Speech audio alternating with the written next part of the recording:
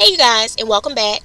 This is going to be part 2 to the Black MGTOW Confesses video series. If you haven't heard the first one, you probably want to stop this one and go and listen to that one. I'm going to provide a link in the description box to that one, just so you'll kind of have an idea about what I'm talking about in this one. Because in this one, I'm just going to be giving the commentary on the comments that I read off to you in the first video.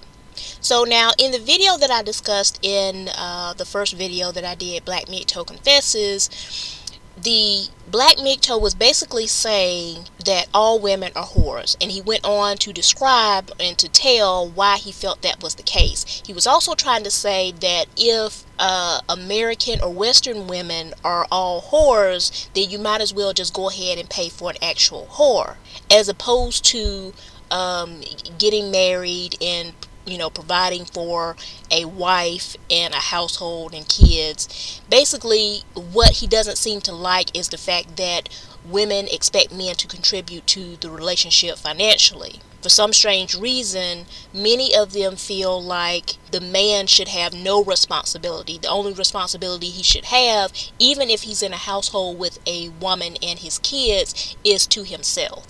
So he's resentful of the fact that women expect for men to contribute anything financially towards, her or his kids or his offspring. So for that reason, because women expect men to contribute financially, because him being there also takes resources, also takes finances, his whole premise is that that expectation equates to prostitution or whoredom. And so when he first starts talking in his video, he talks about how there was this whole ghetto subculture of men who wanted to be like the pimps and the players and the hustlers that they saw in their neighborhood. So much so that they kind of became their understudies and learned the game of manipulating the minds of women. Well, which women were they manipulating the minds of? Of course, you're talking about black women, and not only are you talking about black women, but you're also talking about black girls, because there is no way that you could tell me that these men, these pimps and players and hustlers, only did this and only targeted grown women. So we also know that these men were preying on not only grown women, but also girls. As a matter of fact, many times they target young girls because they are easier to manipulate.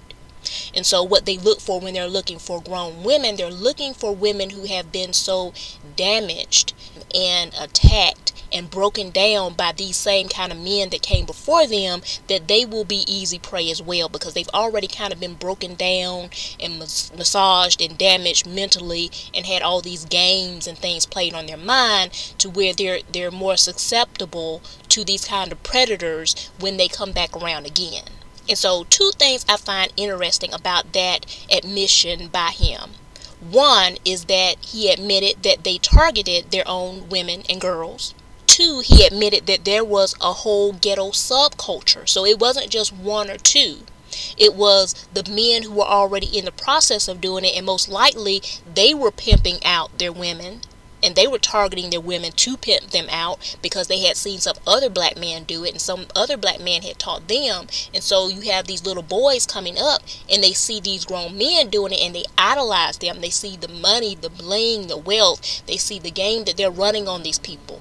And they themselves are currently living and suffering in poverty. And so it looks appealing to them. And so many of them become understudies of the predators who are preying on their own people. And not only on their own people, but the most vulnerable amongst their own people, which is the women and the children. They're preying on the girls to prostitute them, and they're preying on the young men to become and to carry on the legacy of being a predator to his own people. He says he saw these men as brilliant, and that he wanted to be like them, and he admired them. And so this tells you a little bit of the mindset of these little black boys who are growing up and seeing this behavior, and then going on to mimic it. And so once they learn it, then they teach it to others, just how he did in that video, because he was explaining the levels of the game to these black men, and most of them already knew them or heard of them or understood them because someone else had already taught them. I also noticed that he spoke a lot about the psychological games. He referred to it as having a certain psychological sophistication to be able to toy with the minds of women and girls in order to get them to do the things that they wanted them to do. Meaning the women weren't just coming to them wanting to do these things. The men had to manipulate them psychologically and to play with their minds and to play with their emotions in order to get them to do these things. So these women didn't come to these men with the mindset of being in the mindset of I'm a whore and I'm whoring, or even in participating in activities that would be considered to be whoring. Is that these men sought to turn their women and their children into whores. And so those of you who are familiar with my previous videos know that I did a video that spoke about black men who align themselves with white racists. And so what I find interesting about this is how much he admires and how highly he thinks of men who have the capability and the desire and the so-called skill to manipulate the minds of women to get them to do what they want them to do. Didn't the white slave masters do the same thing to black slaves, both male and female?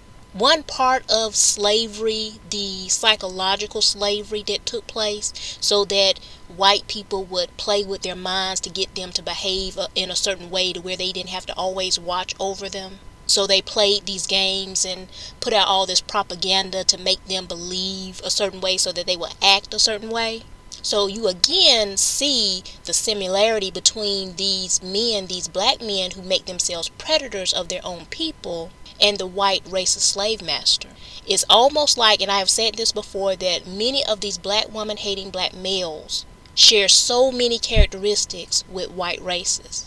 It's almost like they took everything that was done to them at the hand of the white slave master, and then they turned right around and started using those tools against their own people, against their own women, against their own children.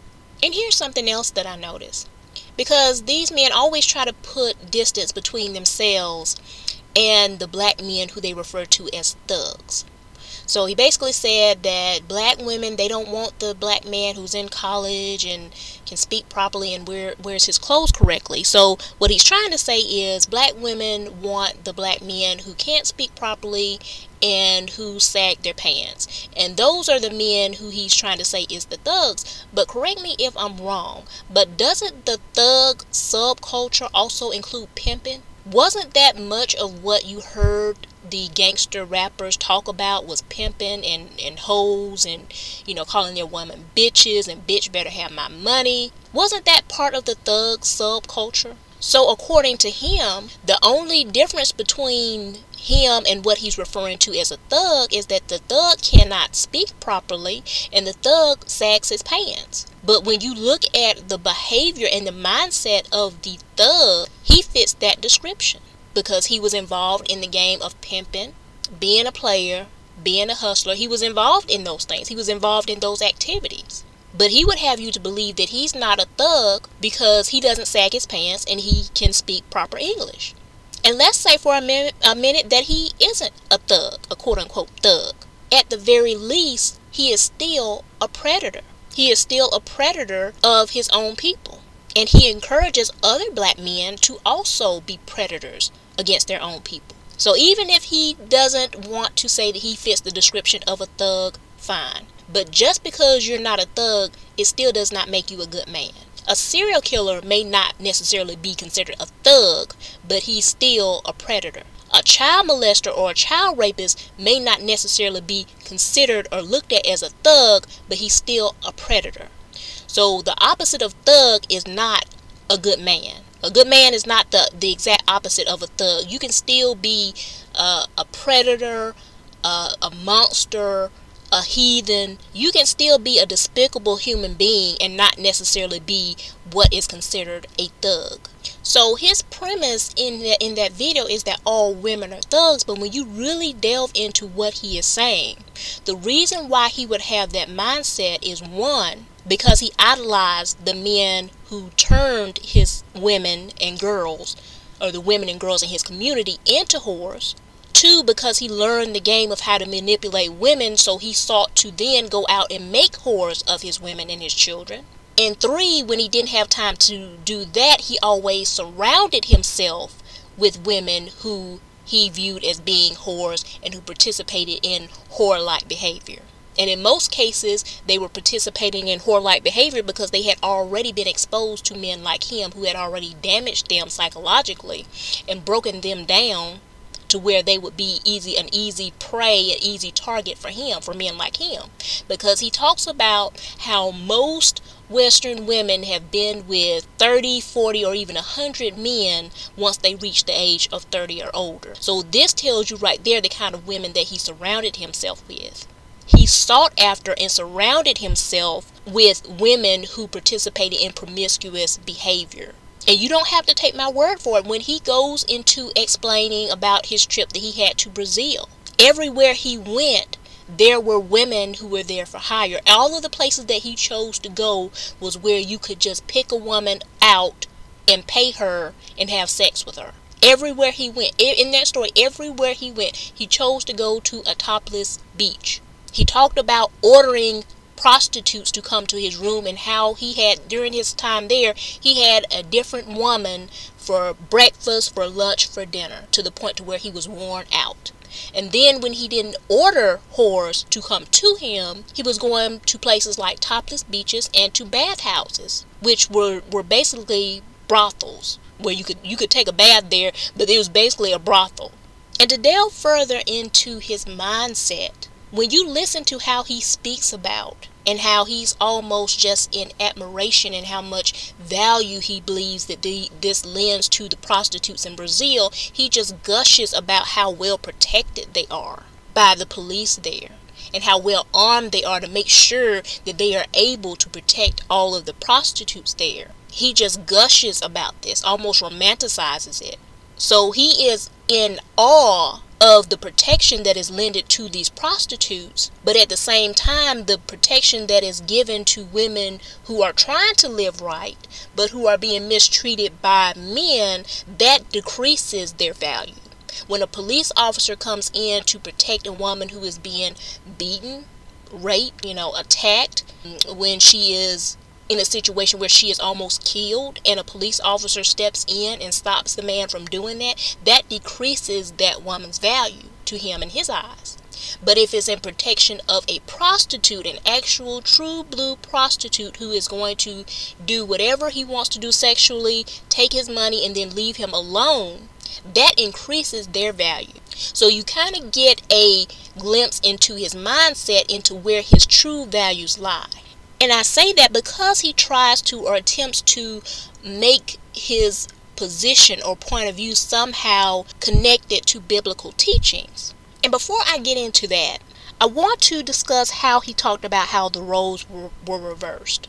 And it really wasn't that the roles were reversed. It was that the women who he sought after, the roles were reversed or it gave him the illusion that the roles were reversed because these were prostitutes who were seeking out clients. They weren't approaching him because they had any sort of interest or they were in fact attracted to him. They saw him as a potential client. But he felt like he got a glimpse into what it would be like to have the roles reversed to where women were seeking after him and what it would be like to be a woman in the Western world. And the reason why this is an issue is because many times, many of us have talked about the feminine behavior of so many of our men. You have this man talking about how it feels like to be a woman and to be pursued like a woman. Now, whether you are of the biblical mind and you believe as the Bible does that we got here is at the direct hands of the Most High God, or whether you believe in evolution, most people agree that men are supposed to be the hunters, right? The men are supposed to be the pursuers. That's supposed to be in their nature.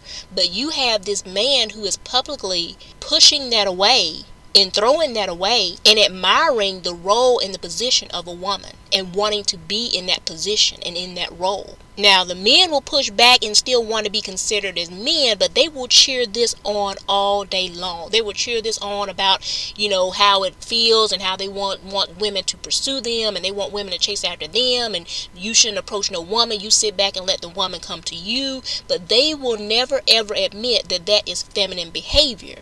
They will still want you to look at them in the full spectrum of manhood, even though they want to sit back like the women and be pursued. Now, let's get back to the part to where he basically misrepresents the Most High God. This is what he says. He says, a man can have thousands of women who he has slept with, and he is morally superior to a woman who has slept with just 2 men. I believe that men can have multiple wives, multiple girlfriends, or whatever he wants to have. Now, see, this is a problem on so many levels. But this is the thing, and those of you who have listened to my videos before will also remember a video I did concerning the black woman bashing black males who preach death to other black males. Because this idea that these men in the situation that we're in today can go out and have multiple wives and multiple girlfriends or whatever he wants is what's leading black men and black males to destruction. And is leading the black women who align themselves with these men to destruction as well.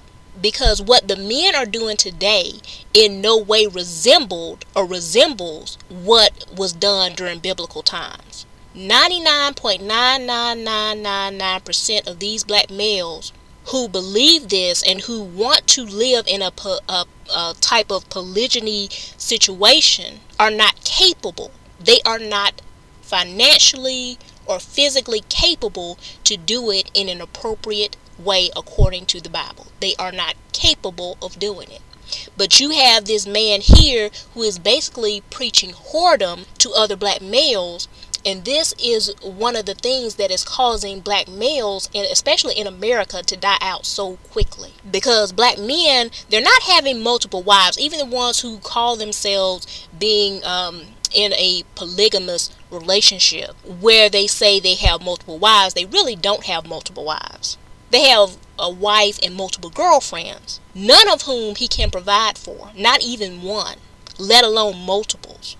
And then he says, or whatever he wants to have. And see, that whatever he wants to have, that's where you are bringing in, bisexuality, and you're bringing in men doing all kinds of unnatural things like sleeping with animals and just whatever a man wants to do, whatever sexually he feels like he wants to partake in.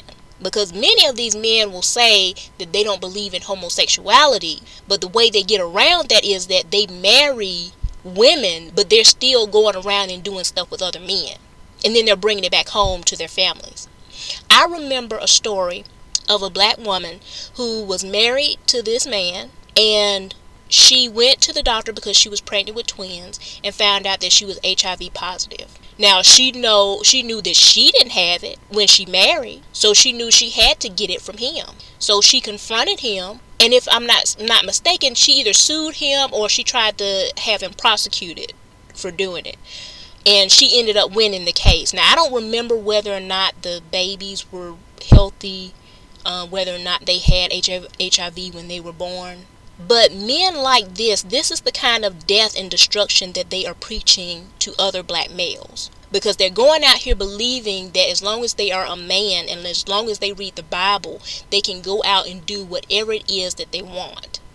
And they end up bringing that sin and that wickedness and that filth and that death and destruction right back into the household to their wives and their children. So this is why I say men like this preach death and destruction to other black males. And this is why I tell black women to be careful who they align themselves with and be careful who they allow to be the head of their household.